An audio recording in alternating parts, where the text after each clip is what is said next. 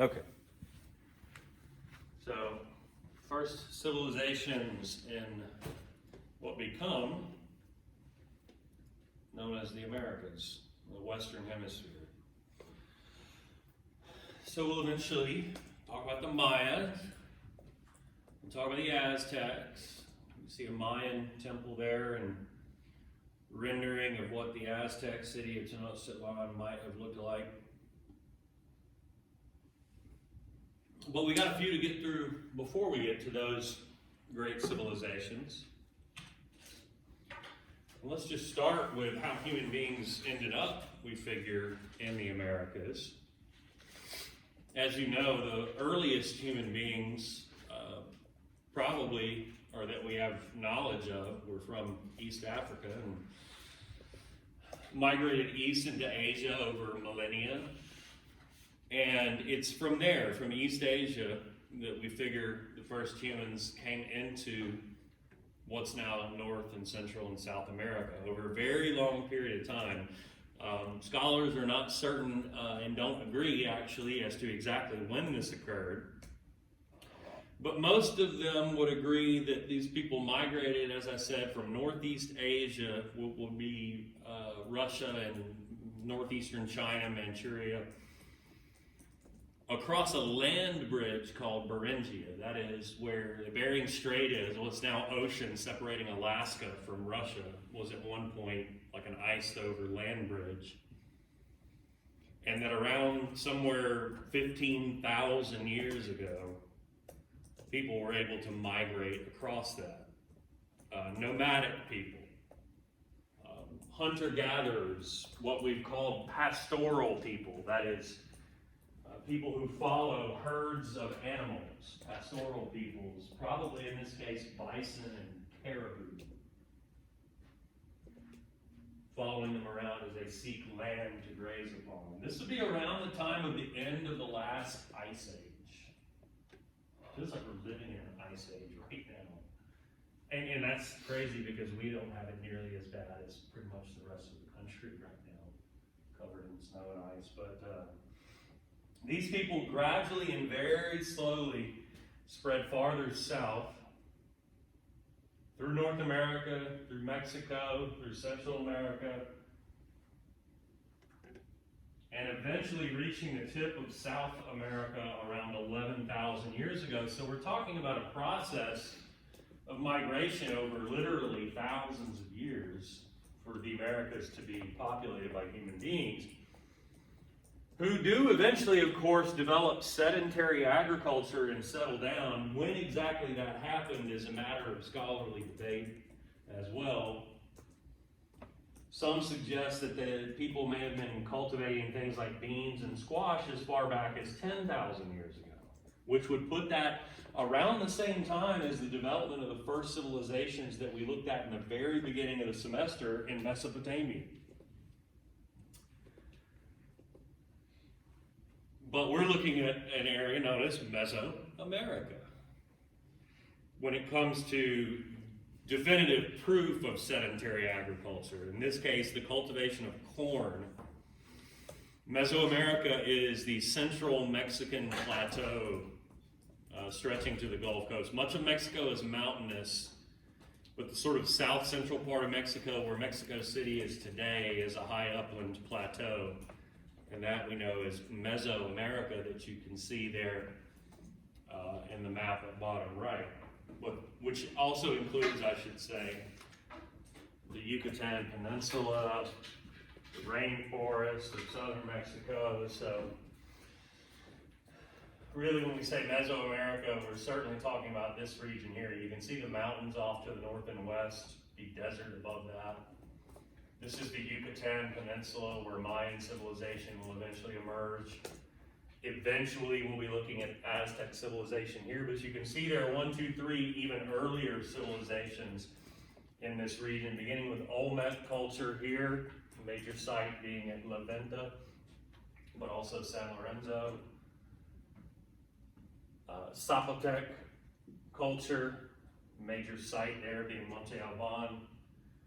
And then where the Aztecs will later rise, the early Toltec culture here. and we'll talk about the city of Teotihuacan. But first, the Olmecs, considered by some to be a sort of mother culture for Mesoamerica, that in some way influences all the other cultures in the centuries to come. This culture would emerge around 2000 BCE, so not too far off from the emergence of culture in Crete and then Greece.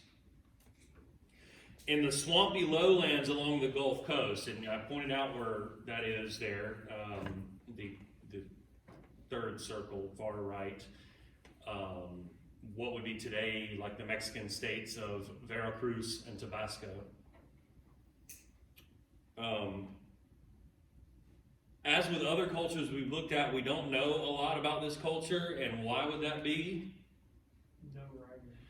Yeah, or at least the writing that they had, well, you're right, there is no system of writing beyond hieroglyphics, right? And in this case, we can't decipher even the hieroglyphics.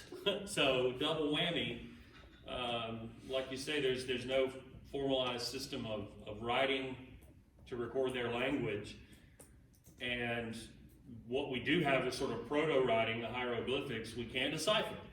So when that's the case, we don't know a whole lot about them. We know from archaeological sites, like I mentioned at La Venta and San Lorenzo, that they were practicing intensive agriculture, growing corn, growing beans, engaged in fishing and hunting. And they did have large pyramids. I mean, when I say large, I don't mean on the scale, certainly, of what we saw in Egypt. The largest being about 30 feet high at La Venta, which I think, overgrown now with vegetation, but there you go, and you can see a stone figure in the foreground. We know they had skilled artisans who made those figures. And we know they developed some kind of sport, some kind of ball game, if you will, using a rubber ball in a large stone court, from which actually comes their name. In terms of the rubber ball, these are the people of the land of rubber. Rubber grows on trees, essentially. We have rubber trees. And in this case, the ball was made from the sap of those trees, known as latex. And that rubber was and that latex itself was a major trade good, but they used this rubber ball to play some sort of ceremonial and perhaps quite meaningful game, which we will see pop up in all these other Mesoamerican cultures. This would be an example of Olmecs is sort of mother culture. All the other ones we're going to see have some form of this game that we'll talk about. And when I gave this lecture last semester, I was immediately alerted to the animated film Road to El Dorado, which I was not familiar with, but apparently depicts people playing this game. And it takes on some pretty heavy consequences in other cultures, as we'll later see, so keep that in the back of your mind. That said, for reasons unknown, and that'll become a refrain today, the Olmecs collapsed somewhere around 300 BCE, but others that were at times their contemporaries will hang on a little bit longer, as we'll see. Let's look at the Zapotecs. The major archaeological site for which would be Monte Alban in the central Mexican highlands, overlooking present-day city of Oaxaca. And this culture would have emerged somewhere around 500 BC. So there was a time where Olmec and Zapotec culture were coexisting in central Mexico. But we have temples and pyramids at Monte Alban, which sits atop a stone terrace on the top of a 1,200-foot high mountain that was considered sacred to the Zapotecs. And people lived in the small terraces on the side of the mountain with an elite class, we figure, of priests and other nobles living in more privileged dwellings. Once again, we know very little because what written language they did have, in this case, we can't decipher. And what we do know from the archaeologists and what they tell us is that Monte Alban, for some reason, was abandoned in the late 700s CE. So this is a culture that thrives for quite a while. Nearly 1,000, or more than 1,000 years, I should say.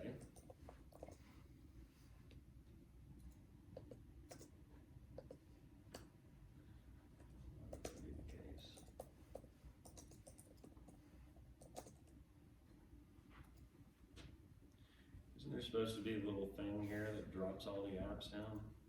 Mm-hmm.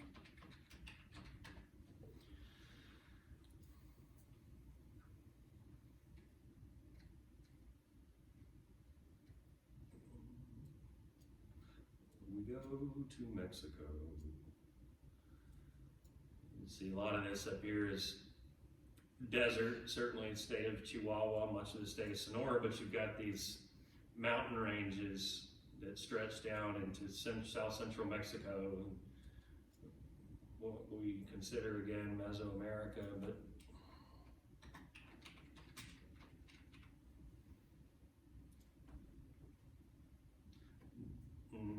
that is not the Monte Alban we wanted. Okay. Is it Culiacan? No, that's also Mexico City.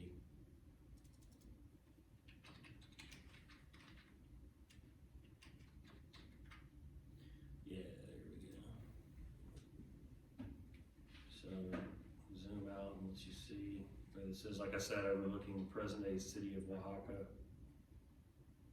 In the state of Oaxaca, I should have known that.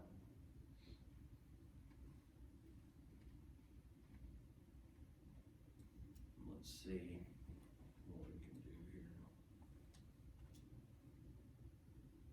here. I always find the tourists interesting people always. Of all the places I could plop down is the parking lot. At least it wasn't an old folks swimming pool. Fair enough. Yeah, that was interesting. So you can see some of the ruins here. It'd be nice if we could get a sort of a mountainside view. Did you guys hit like images or no? Hit what? Again, it's like I'm attempting specifically to find strange people and places where you can't really see anything. Oh, here we go. Platform Azul, South Platform. There we go. Overlooking the countryside around there. That's the money shot there. You can see the sort of the center of the hilltop ceremonial areas, temples and whatnot. Pretty brilliant location, beautiful surroundings. Let's just one more right in the center of things. There we go.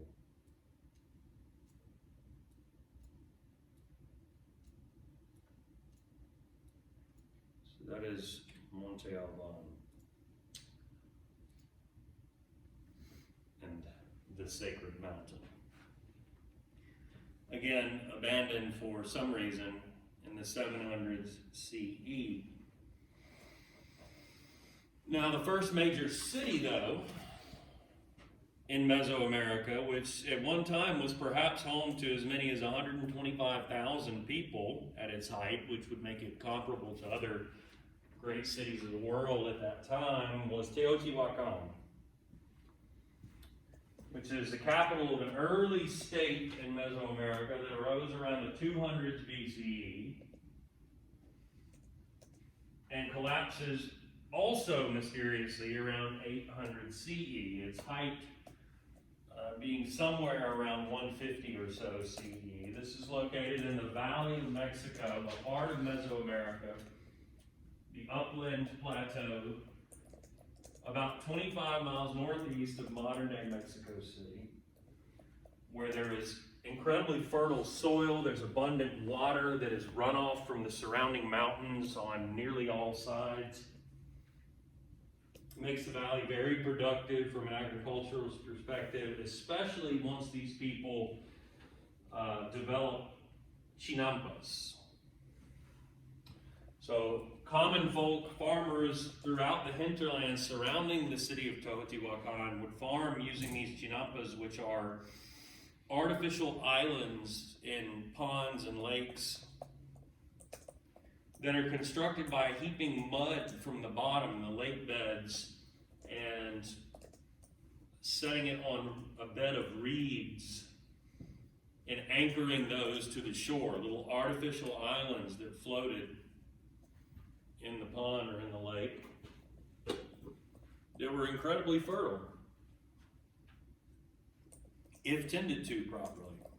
And they permitted year-round agriculture, which was crucial in sustaining the region's growing population.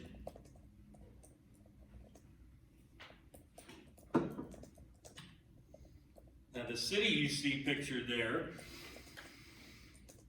is dominated by what would later be deemed the Avenue of the Dead, which you're looking down there, and the pyramids of the sun and the moon.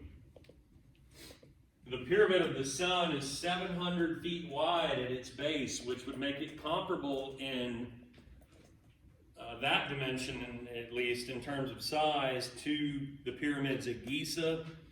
The pyramids at Giza are a lot taller. These top out around 200 feet or so. But nonetheless, they are very impressive. And we found in the base of these pyramids, we've unearthed the remains of what they figure to be sacrificial victims. Human beings who were ritualistically sacrificed atop these pyramids on temples, dedicated probably to the gods, and assumed by a later people, the Aztecs, who come upon these ruins. Imagine that. We're going to talk about the Aztecs as this not necessarily very, very early or ancient early civilization in Mesoamerica, who come upon the ruins of this. So this is quite a while before the rise of Aztec civilization. And they come upon these ruins and they assume this to be the birthplace of the gods and sort of adopt the culture of Teotihuacan as sort of their mother culture. In fact, the very name comes from the Aztecs.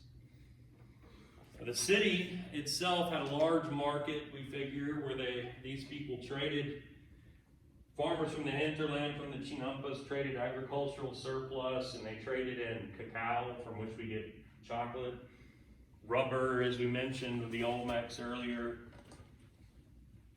Obsidian, which is a volcanic glass that they use to make tools and knives and mirrors and other things. And what they call pulque. Pulque is like a fermented alcoholic beverage made from agave, the agave plant. Agave is what tequila is made from, and also tequila itself is a particular form of what they call mezcal. Those are distilled, though. That's like liquor, hard liquor. Pulque was just fermented, so it's closer to beer than it would be to like a hard liquor like mezcal, or more specifically tequila. So that comes later. But pulque was a hot commodity, no doubt. These people at Teotihuacan, we figure, actually had a monopoly probably in the region on specifically obsidian, which was used, I mentioned, to make knives and tools, and also more specifically like the knives used in the ceremonies, so to human sacrifice, and weapons, arrowheads, spear tips, and so on. So obsidian was incredibly valuable because it was hugely versatile, if you will. Yet again, a mysterious decline somewhere around the 700 CE, possibly due to drought, possibly due to exhaustion of the soil. And with their decline comes something similar to what we saw in China with the decline of the Han and what's more or less like a warring states period. The Toltecs would come to dominate eventually that period and to adopt the culture of Teotihuacan and pass that on to the Aztecs and others in the region.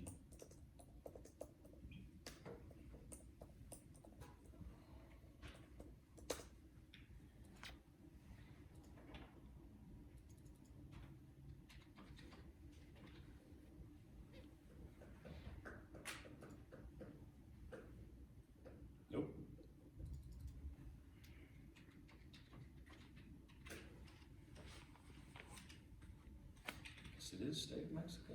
Yeah, no.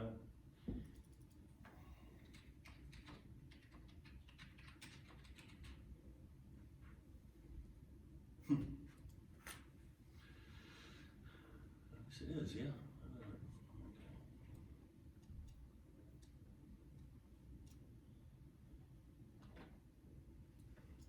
Oh, we're actually literally on the Pyramid of the Sun, okay.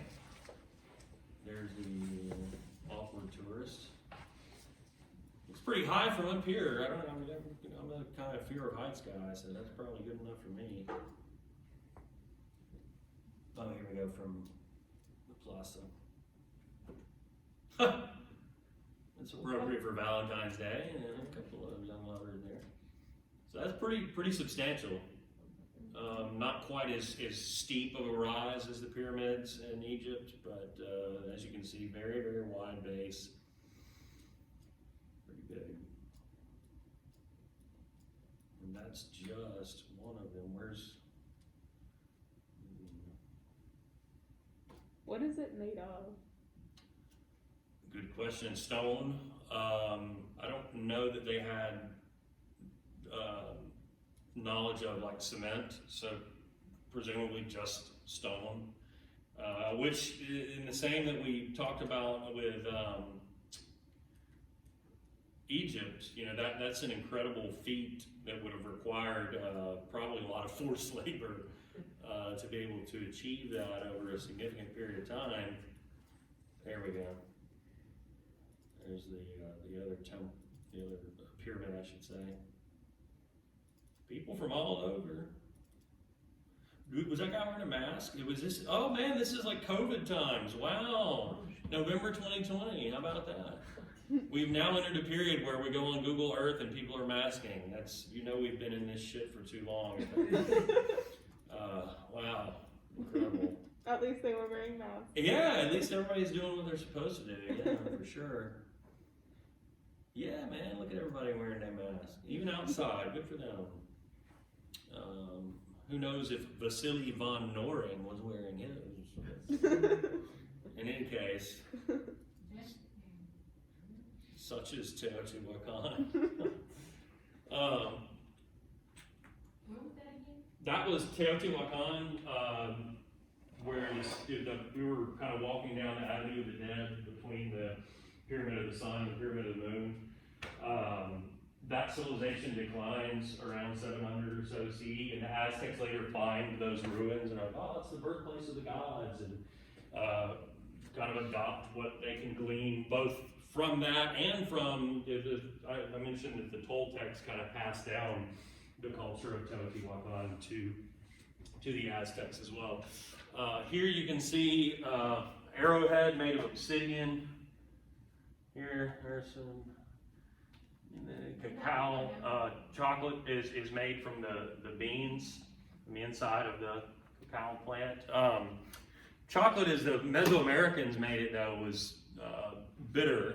We in Western civilization are the ones that added sugar and milk to it and made it, you know, massively unhealthy. That was but just delicious. Cocoa and water. What's that? That was just cocoa and water. Exactly, and they're typically Gross. taken as a hot drink. So a little bit different than what we would think about in terms of milk chocolate. What we would call more now dark chocolate, which is like non-sweetened, and again taken typically as a hot drink. But that's my bank calling me. God knows what the hell's going on there. But in the map you can see the Valley of Mexico is noted there. You see where the site of Teotihuacan is, very close to the modern day city of Mexico City, to the southeast, which is where, when we look at the Aztecs here in just a second, their city of Tenochtitlan is what becomes the city of Mexico City. But it is located just to the southeast of where Teotihuacan is. There you see the modern day city of Veracruz. And we're going to bounce over here to modern day nation states of Guatemala and Belize, and then the Yucatan Peninsula of Mexico for the Mayan civilization. There's the Pyramid of the Sun we were just looking at in Teotihuacan, and other lesser pyramids surrounding it. But now the Mayans.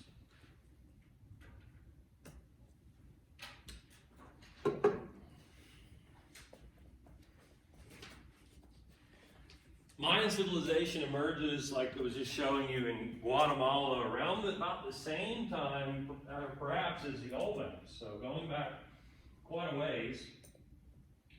But over time, they developed a civilization that would have matched that of the people at Teotihuacan.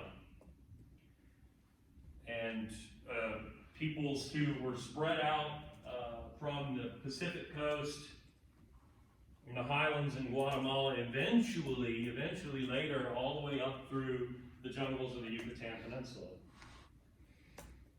In terms of sedentary agriculture, we know they grew corn and yams, and somewhat similar to yams and somewhat similar to potatoes, what they call manioc, which is a type of cassava, like a starchy, tuberous root. There were abundant cacao trees.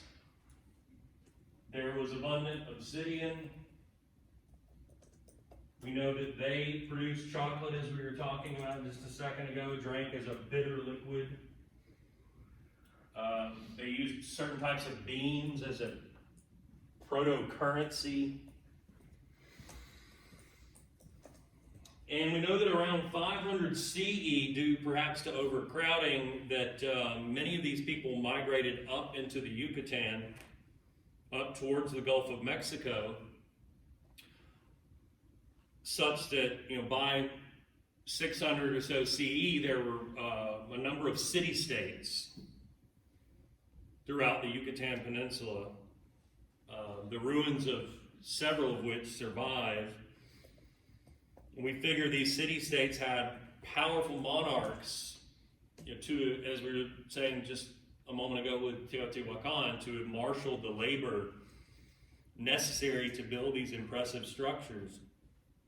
And we have other ruins that suggest a small class of priests and nobles and an artisan middle class, and then mostly, of course, surrounding the city-states, people working as farmers.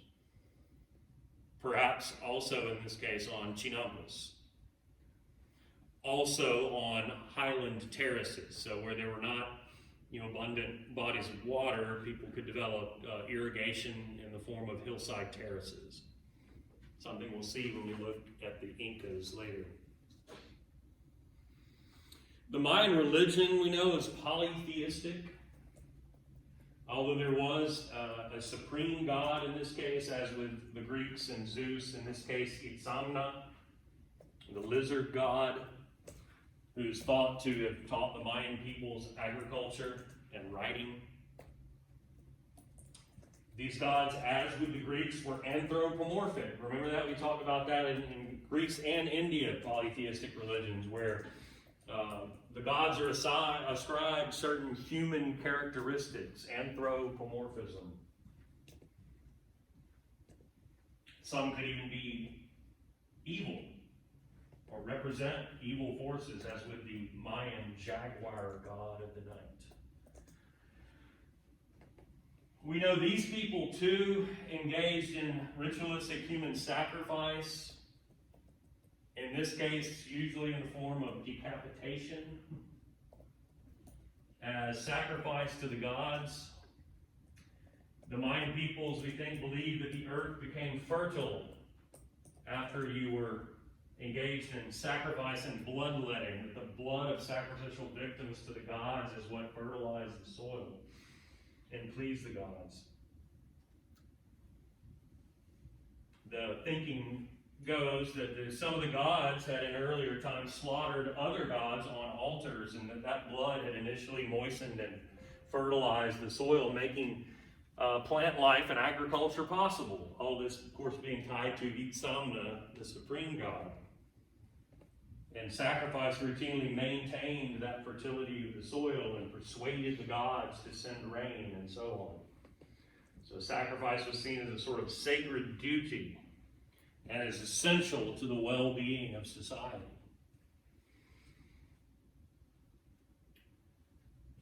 These cities of the city-states were designed to center around pyramids with temples to the gods at the top.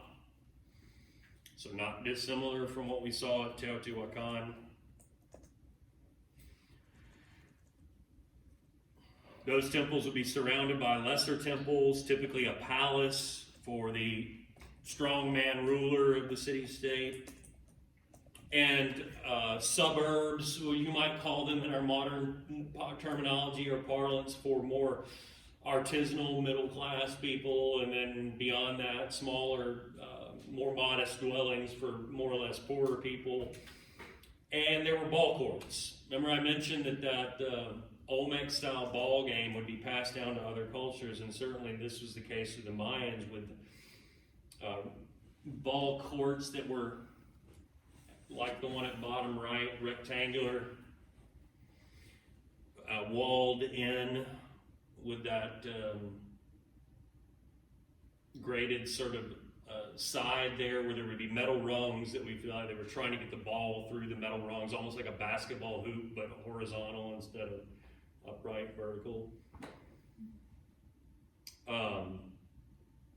The thinking here, when I alluded earlier to this game taking on like seriously high stakes, and maybe you shouldn't call it a game even, is that the losers were sacrificed.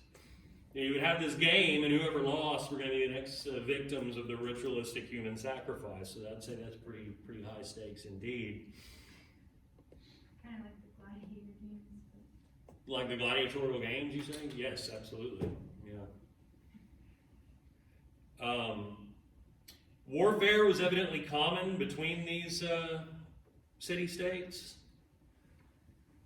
And I should say, before I go back to that, that's manioc there at top. You can see it's kind of like potato or yams or other tuberous foods.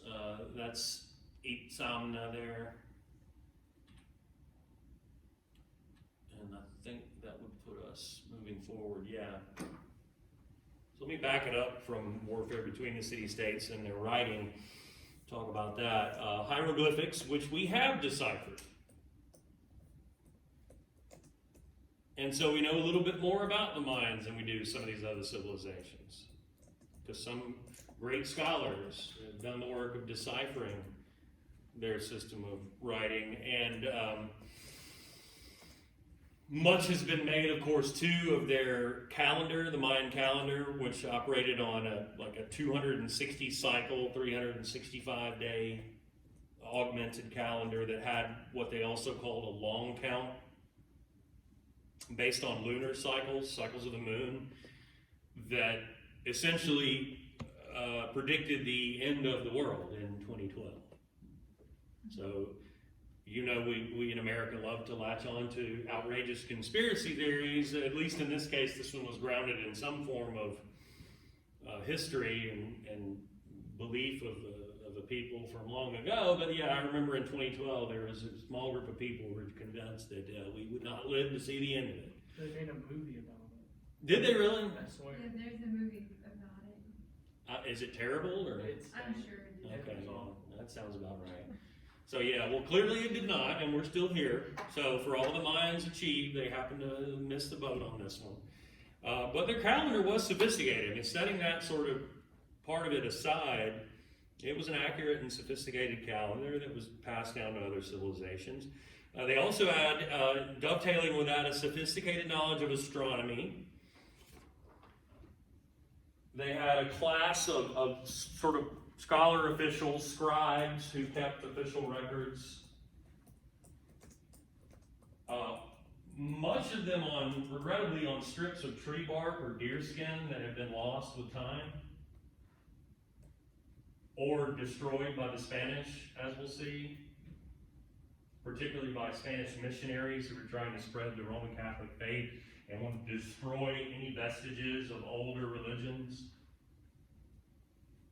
What we do have had been written on stone, particularly in some of these temples. Some of the temples which sites have survived, like the famed Temple of Inscriptions at Palenque in the modern-day Mexican state of Chiapas. Temple of Inscriptions is kind of self-explanatory or self-descriptive. It's a temple in which we have a lot of inscriptions. That is hieroglyphics that we've deciphered, that we can glean much of what we know about Mayan civilization from that. Hieroglyphics written on the walls inside of this temple, which presumably was dedicated to the ruler Pakal, who ordered it built as a tomb for himself, similar to what we saw in Egypt, around 600 CE or so. And there's also another temple at Tikal, where a large pyramid also houses the tomb of a ruler, surrounded by all sorts of other structures. You see those temples pictured there. What's interesting about the Temple of Inscriptions is that it is deep inside of rebel-held territory in the south of Mexico. There are large swaths of the jungles of southern Mexico that are held by a rebel group known as the Zapatistas, who have over time become a sort of, I say almost, like an almost non-violent group of rebels who are kind of left alone by the Mexican government and kind of have home rule. And they allow like tourists to come in there, and archaeologists and whatnot. Much of what they do in terms of, how would you put it? Advocacy is not the right word, but sort of working in advocacy for their cause is done online now. So they set aside the weapons in favor of the internet. Let's see if we can get a broad view of where we're talking about. There's the state of Tabasco, state of Chiapas. Here's Belize. I sent out that information about the death investigator, Will Anderson, that we had come and talk to us. He's kind of like the most interesting man in the world. Like, he's done a million different things, even though he's, like half my age. Kind of depressing. But one of the things he's done is work on an archaeological site over here in Belize, which he described as like the most remote place ever, because as you can see, it's like literally nothing but jungle. So there are sites over here in Belize as well, Mayan sites, but this would be right in the heart of Zapatista territory, pretty dense here as well, as you can see. There's El Palacio, which is more substantial, as you can see, than the Temple of Inscriptions itself. And hopefully we can see both from here. Indeed. That would be the Temple of Inscriptions there. And this is the Palacio. But it's cool. Zapatistas will let you get up in there.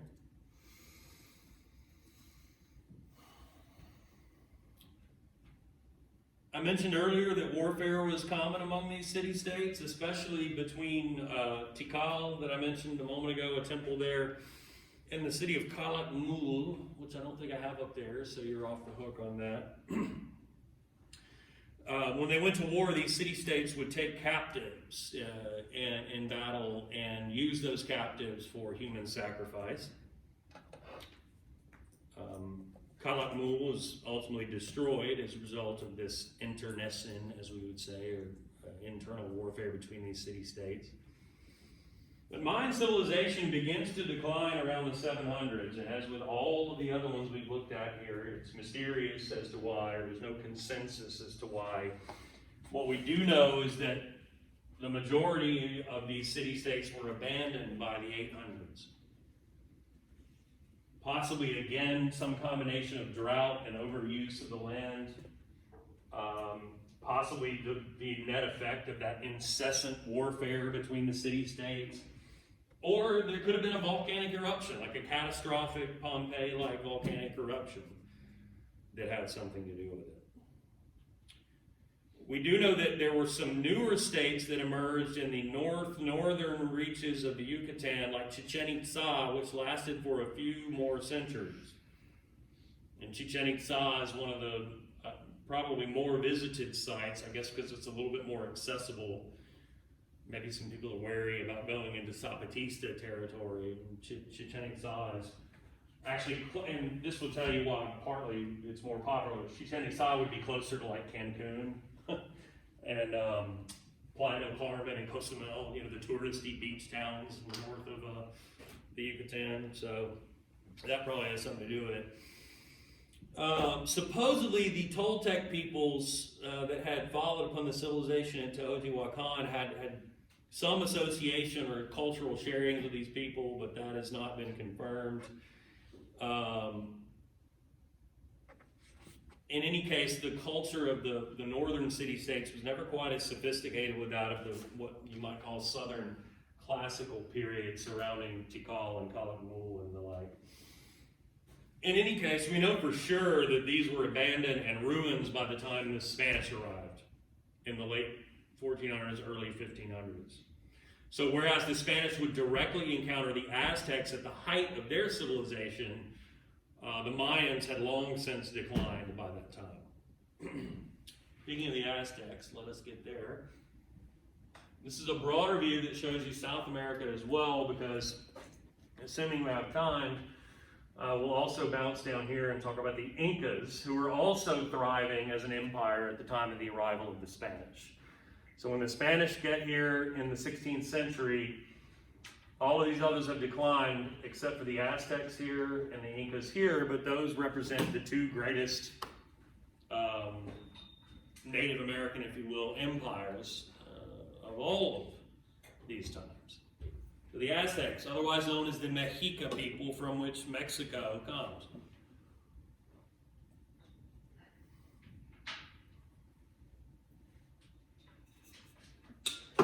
Who flourished from around the 12th century CE until the arrival of the Spanish, which resulted in their destruction.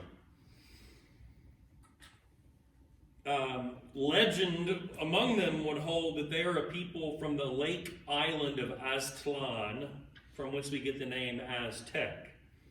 An island in a vast lake, which is what they built at what becomes their capital city, if you will, Tenochtitlan, to recreate what the mythical origins looked like. Tenochtitlan was on an island in the middle of a vast lake, and that's where Mexico City is what the Spanish rename it, and what originally it looked like. You go to Mexico City today, that lake is dried up, and you wouldn't know it, but originally a city on an island in the middle of a lake. These people migrated into the Valley of Mexico sometime around the 12th century CE and settled on an island in Lake Texcoco and built their great city of Tenochtitlan, one of the great capitals of the world. Larger than any European city at that time, save for what had become known as Istanbul, renamed in the hands of the Ottoman Turks, what had formerly been the city of Constantinople, the capital of the Byzantine Empire. a less sophisticated city-state and people than their neighbors in terms of culture, but they excelled in warfare. So in order to become the dominant people, you don't necessarily have to excel above all others culturally. If you excel militarily, you can exert your will. Think about Sparta.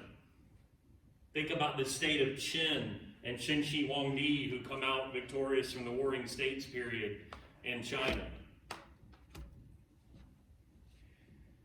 Eventually, the Aztecs come to dominate all of the Valley of Mexico and surrounding areas by about the early 1400s, building a diffuse tributary empire. When I say diffuse, I don't mean, you think of like imperial China or Egypt with the nomarchs and having a centralized bureaucratic state with administrators and governors and the like.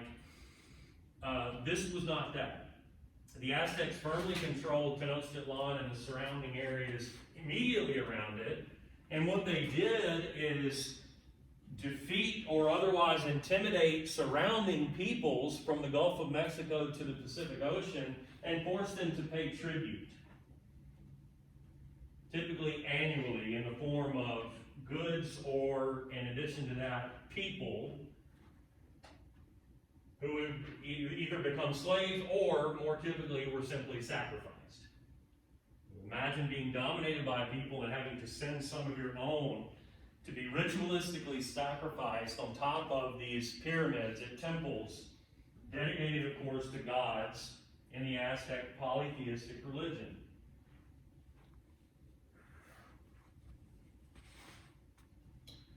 In which, among the gods, the supreme god was Huitzilopochtli. I do have that up there. He's the hummingbird god of war and the supreme god of the Aztecs. And that tells you, if your supreme god is the god of war, that tells you what the Aztecs value, right? And that's how they're able to build this tributary empire, by excelling in warfare above all others in the region at the time. Huitzilopochtli was thought to keep the world alive by bringing the sun's warmth. And his people, the Aztecs, were known as the people of the sun. And it was they who discovered the ruins at Teotihuacan and named that pyramid the Pyramid of the Sun. And it was thought that in order to appease or to please Huitzilopochtli, you needed a steady stream of human blood. Needless to say, this makes the Aztecs dramatically unpopular among these tributary state people, like, for example, you see there the Tlaxcalans, who were routinely forced to, again, give up from among their own people to be sacrificed to Huitzilopochtli and others. It should be said that the Aztecs also took some of these people's lands, forced many of their men into hard labor, and occasionally systematically raped their women. It is important to establish these facts because when we talk about the Spanish arrival later, the Spanish conquistador Hernan Cortez comes to realize this and to use it to his advantage by recruiting these people to go and fight against the Aztecs, which they were more than happy to do because of generations of hatred from being in these tributary relationships.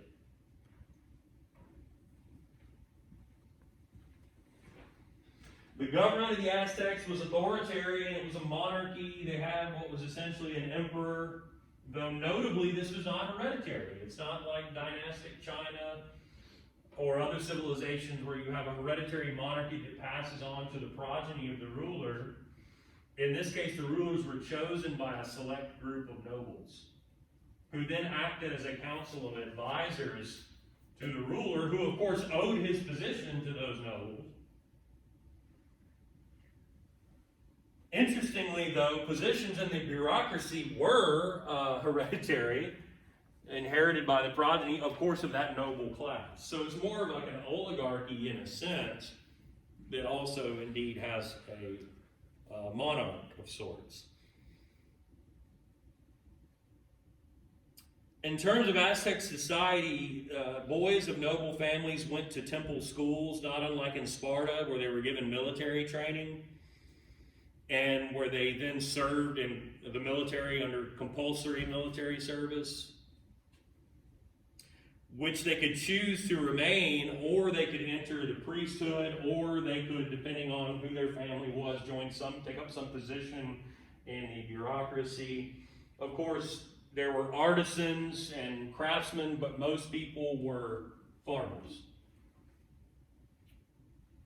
We do know that they had kaupulis, which were like large kinship groups.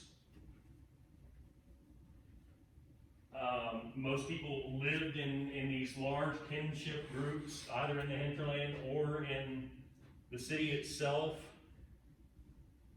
which it almost served to be kind of like caste in India, where your particular kinship group could be associated with a particular trade, or whether they were merchants or craftsmen of some sort.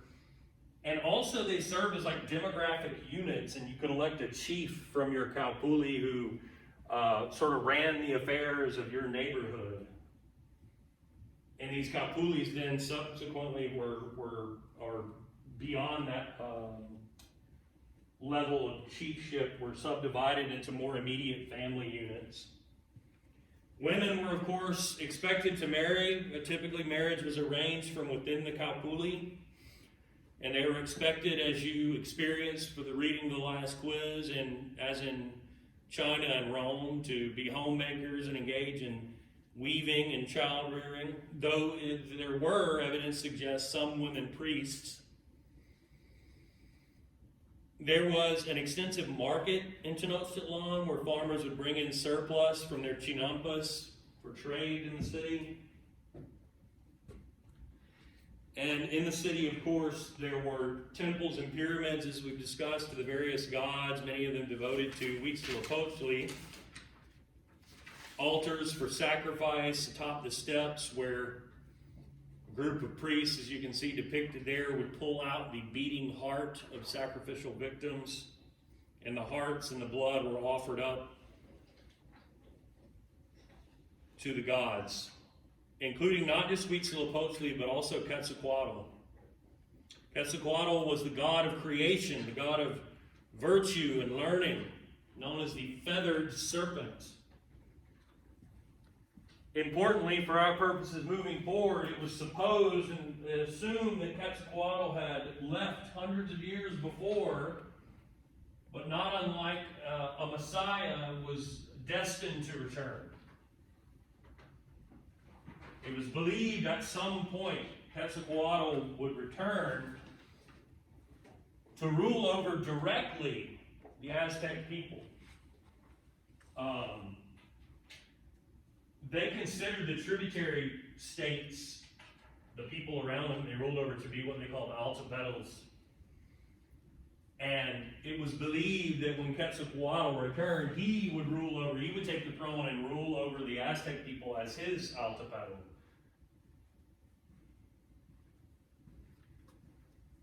In terms of art and culture, according to the Spanish, it was said that these people had paintings that rivaled the great work of Michelangelo and other European artists of the Renaissance. And we have to take their word for it, because they destroyed most of it. And little of it then survives. The pyramid to Huitzilopochtli was covered in murals and paintings, and had had gold and silver relics and stone relics inside it. That said, these people weren't super advanced in terms of metallurgy. They didn't have bronze making, or iron tools and sculptures, or the wheel for that matter. They had some hieroglyphics, but no sophisticated system of writing beyond that. And again, a lot of what we know about them comes by the Spanish, who will make contact with them in the 16th century, rendering there the sacrifice to the supreme god. Let us move south, though, with our remaining 10 minutes.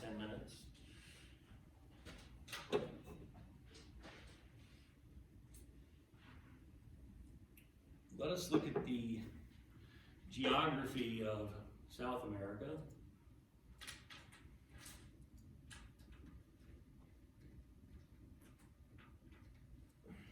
There's Central America. Here we go. South America is a vast continent, the predominant feature of which is, of course, the Amazon River, which flows like that, and the rainforest in the western reaches of the Amazon River, much of which is threatened today with wildfires and timber harvesting and such, and much of which remains incredibly remote. But if you look further south, you have another defining feature here, the Andes Mountains, which run from Peru and Ecuador down through Bolivia and Chile and into Argentina. And this region here, the high and much of it flat and arid Patagonia region. Modern day nations of Paraguay and Uruguay there.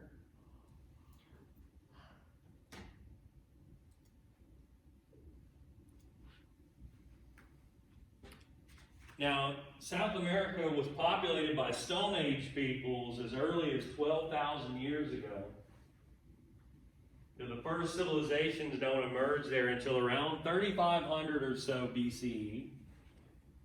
Now, your textbook chronicles the rise and fall of civilizations at Paral and Moche, and the Wari and Chimor. I'm going to skip over that for the sake of time. But suffice it to say, those were somewhat similar in nature to the early Mesoamerican civilizations that emerged prior to the Aztecs.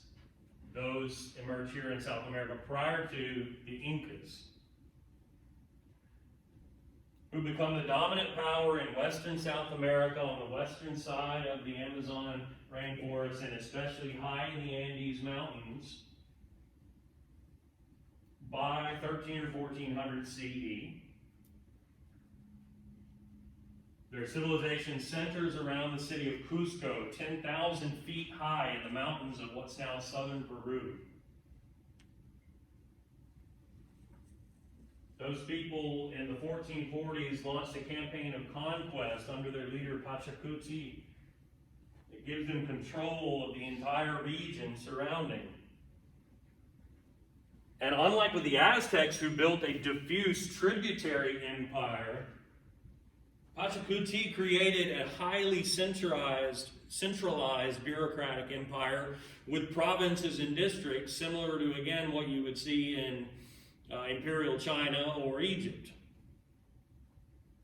with governors who were related to and answered to the emperor, with an elaborate system of infrastructure, roads that allowed the army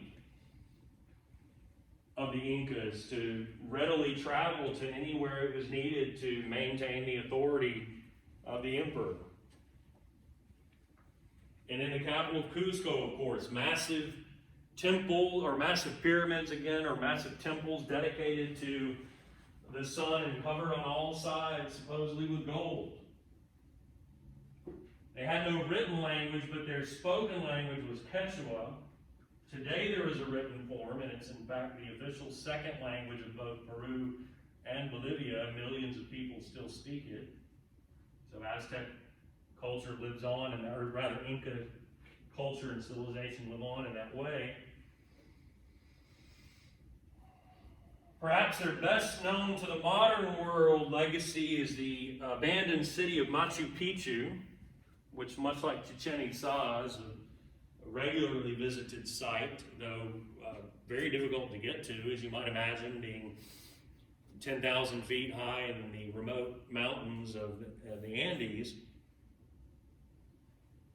But I mentioned they had this elaborate system of 25,000 miles of roads stretching from modern-day Colombia to southern Chile, with rest houses and storage depots all along the roads that were used for, again, military and other official purposes. Connected in some places by suspension bridges and high mountain passes. And they would herd llamas over these, which were used as the llamas as pack animals As elsewhere, most of the Inca people, though, were farmers. They farmed on mountainside terraces, like we mentioned before, growing things like corn and potatoes. Corn and potatoes will be the great gift of the New World to the Old World after the arrival of Europeans, who take those crops back, and which crops spread throughout Europe and Africa and Asia and become staple foods of the Eastern Hemisphere. Now, farming on those mountainside terraces required extensive irrigation, needless to say, and collective labor organized and controlled by, we feel like, the state, which would again be another parallel with what we saw in Egypt. We know there were also western coastal lowland areas where these people grew beans and peppers and quinoa and engaged in fishing the abundant waters. They, of course, domesticated the llama as a pack animal, as I mentioned. They also, I promised we would talk about alpacas. Let's see, that's Machu Picchu at bottom center.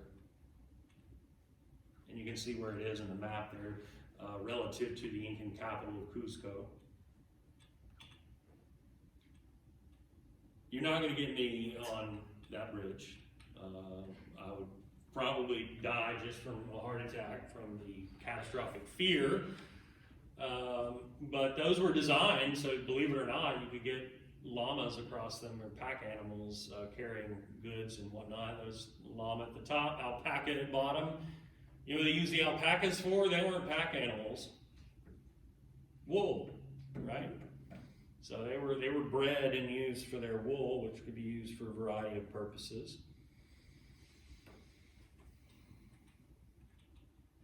Well, that was the end of it, I guess. In terms of the Inca military, all men were conscripted into the military, compulsory military service. They had an army perhaps with as many as 250,000 people. That is incredible. When Napoleon in the 19th century, not that long ago, built his Grand Armée that nearly took over all of Europe, it was remarkable because it was about that size, and that was considered to be enormous. So the fact that the Incas have this large of an army in the 15th century is incredible. Of course, they do not have the technology that the Spanish would bring. And so they will be an incredible disadvantage for that and other reasons, as we'll see.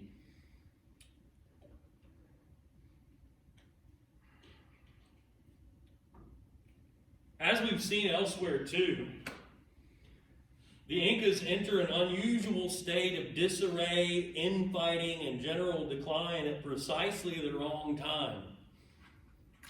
When the Spanish conquistador Francisco Pizarro will arrive in the 1530s on a mission of conquest to repeat what Cortez and his Spanish army had done vis-a-vis the Aztecs, when Pizarro arrives, the Incas are in an unfortunate state, again, of disarray and decline, and that contributes to their defeat at the hands of the Spanish. Now, that's where we will be when next we encounter these societies. We will follow Europeans, including the Spanish and then the Portuguese and others, into the so-called New World of the Western Hemisphere and see what happens. Questions about anything?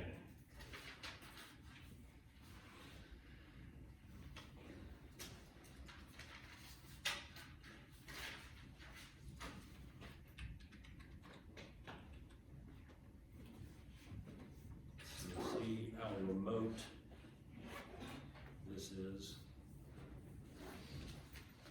You've got Amazon rainforest on one side, high in the mountains, pushing the